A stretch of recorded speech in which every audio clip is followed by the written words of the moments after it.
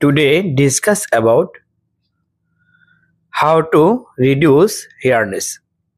আজকে আলোচনা করতে যাচ্ছি কিভাবে hairness সুতার মধ্যে থেকে কমানো যায়। How to reduce hairness of yarn. তো hairness আসলে সুতার মধ্যে বিভিন্ন কারণে আসতে পারে, সেগুলো আজকে আলোচনা করবো ইনশাআল্লাহ। প্রথমে হচ্ছে যে আপনার cotton short fibre and strength must be good, অর্থাৎ কটনের যে শর্ট ফাইবার, কটনের মধ্যে যে শর্ট ফাইবার আছে, স্ট্রেংথ আছে, এগুলো কিন্তু আপনার কি মানে খুব ভালো হতে হবে। ধরুন আপনি শর্ট ফাইবার আপনি টেস্ট করেছেন, সেখানে আপনার চলে এসেছে 8, 9 এরকম, তাহলে কিন্তু হবে না। হ্যাঁ, তো অবশ্যই যত কম রাখা যায়, ঠিক আছে। আবার ধরুন স্ট্রেংথ আপনার ধরুন হচ্ছে যে 27, হ্যাঁ এরকম আছে, তাহলে কিন্তু হবে না, অ্যাটলিস্ট 30 হইতে হবে। তো যাই হোক, কথা হচ্ছে যে আপনার কটনের যে শর্ট ফাইবার এবং স্ট্রেংথ অবশ্যই ভালো ফলাফল হতে হবে, ঠিক আছে। তাহলে কিন্তু পরবর্তী ধাপে যে এটা আপনার ভালো ফলাফল, ওয়ার্কিং ভালো হবে। আপনার ধরুন যে ইয়ার্নের যে রিং মেশিনের যে ব্রেকেজটা সেটা কম হবে।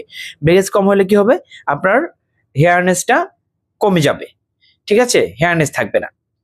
তো এরপর হচ্ছে যে হেয়ারনেস স্ট্যান্ডার্ড। হেয়ারনেস সাধারণত আমরা যেটা করে থাকি, হেয়ারনেস কত থাকা উচিত?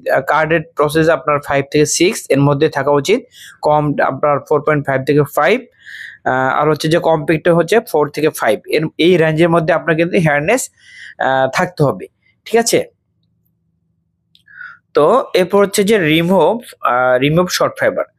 তো শর্ট ফাইবারটা আপনার রিমুভ করতে হবে, ঠিক আছে। যদি শর্ট ফাইবার আপনার রিমুভ করা যায় বিভিন্ন সেকশনে, যে বিভিন্ন মেশিনে, যে বিভিন্ন প্রসেসে, যে ঠিক আছে, প্রসেসের ক্ষেত্রে শর্ট ফাইবারটা যদি রিমুভ করতে পারি তাহলে কিন্তু আপনার হেয়ারনেসটা কমে যাবে, ঠিক আছে। নেক্সট হচ্ছে cross rubbing avoid in ring frame. তো আমরা অনেক সময় দেখতে পাই যে রিং মেশিন আপনার এরকম ক্রস রবিং থাকে, ঠিক আছে, অর্থাৎ একটা রবিনের সাথে আরেকটা আপনার ফ্রিকশন হচ্ছে। হ্যাঁ, ফ্রিকশনের কারণে কি হবে? ফ্রিকশনের কারণে আপনার হেয়ারনেস বাড়বে। হ্যাঁ, আলটিমেট আরেকটা জিনিস হতে পারে, ঠিক চিন বাড়তে পারে। এটা আমাদের অ্যাভয়েড করতে হবে, খেয়াল রাখতে হবে। নেক্সট হচ্ছে লাইট ট্রাভেলার ইউজ। ধরুন আপনি রিং মেশিনে ট্রাভেলার দরকার হচ্ছে নাম্বার 1, হ্যাঁ, নাম্বার 8 দরকার, ধরুন 10 কাউন্টের জন্য। এখানে আপনি তো নাম্বার 2 যদি আপনার ফিট করে দেন, সেক্ষেত্রে 10 কাউন্টের জন্য কি হবে, আপনার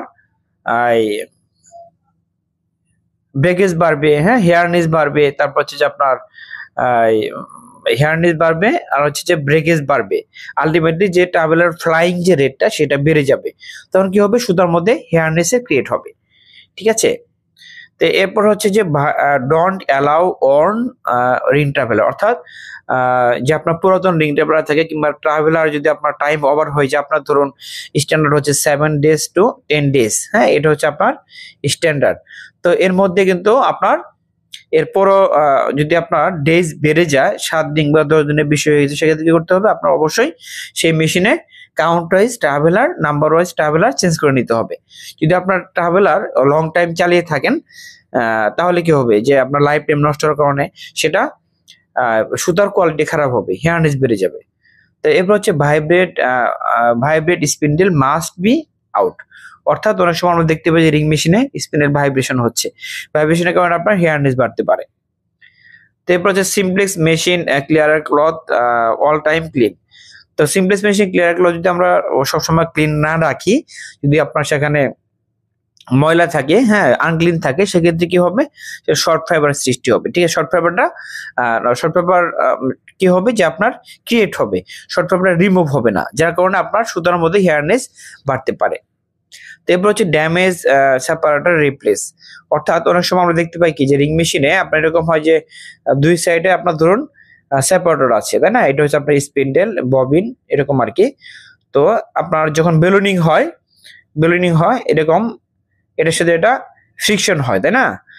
তো এই যে কি হয় যে আপনার যদি সাপোর্টার আপনার ভাঙ্গা ভুতা থাকে তাহলে কিন্তু আপনার এই যে আপনার যে ভাঙ্গা ভুতা এগুলো বারবার কিন্তু আপনার ঘর্ষণ লাগছে, ফ্রিকশন হচ্ছে। তো সেই কারণে কি সুতার মধ্যে হেয়ারনেস সৃষ্টি হবে। এই জন্য ড্যামেজ সাপোর্টারটা আমাদের অবশ্যই সেটা রিপ্লেস করে লাগাতে হবে। তো নেক্সট হচ্ছে if hairiness of yarn the needle breakage access in knitting process